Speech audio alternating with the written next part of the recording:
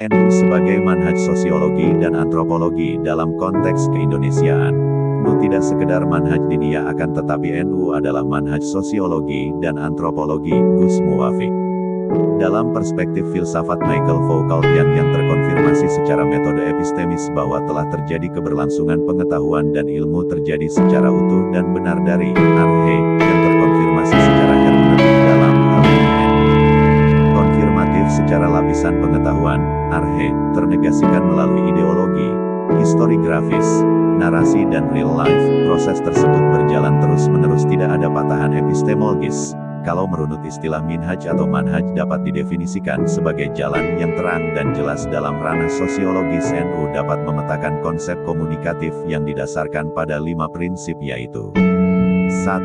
Tawasutiyah, pola pikir moderat, dengan senantiasa bersikap tawazun dan itidal, tidak tafrit gegabah dan tidak ifrit ekstrim.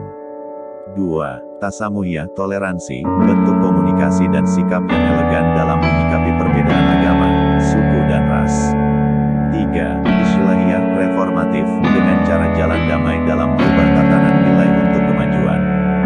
4. Tatawuriyah, dinamis dalam menyikapi perubahan. NU selalu menyesuaikan perkembangan-perkembangan yang terjadi di tengah kemajuan teknologi dan ilmu pengetahuan. 5. Manhajiyah, pola pikir metodologis, berpikir secara benar yang didasarkan pada kaidah-kaidah keilmuan. Prinsip-prinsip tersebut telah memberi dampak yang sangat signifikan dalam memposisikan NU di kancah pergaulan nasional maupun internasional. Dalam konteks berbangsa dan bernegara merujuk pada Batsul Matsail Muktamar NU tahun 1936 di Banjarmasin, jauh sebelum Indonesia merdeka, disebutkan bahwa Indonesia adalah negara Islam, baca, wilayah Islam. Ini bisa dimaknakan sebagai mengambil petunjuk negara yang dibangun oleh Rasulullah di Madinah, yang berdasarkan kesepakatan kaum muslimin dan kaum non-muslim. Dengan piagam Madinah tidak mengedepankan Islam semata tetapi persatuan dan kesatuan sebagaimana firman Allah SWT.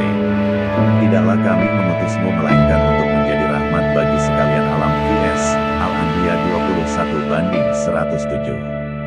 Dari implementasi nilai-nilai di atas, seorang ulama Sunni, Syekh Aun bin Muin Al-Qadoumi asal Yordania menyatakan kekagumannya atas kerukunan umat beragama yang tercipta di Indonesia. Syekh Aun membayangkan Indonesia seperti negara Madinah yang dibangun Rasulullah SAW.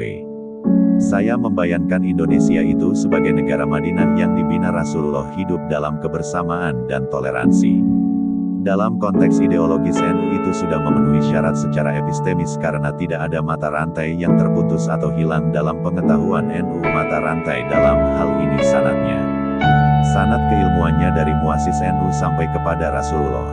Secara antropologis epistemis, NU akan selalu terus terjaga dalam ruang dan waktu yang merelasikan antara narasi, historiografis, ideologi dan real life sebagai entitas. Ada, secara ontologis relasi entitas tersebut bermukim dan aktif berproses dalam hermeneutika pengetahuan yang memantik kesadaran dalam beraswaja dan ber-NU sebagai penerus ajaran dan nilai-nilai Islam yang dibawa Rasulullah SAW.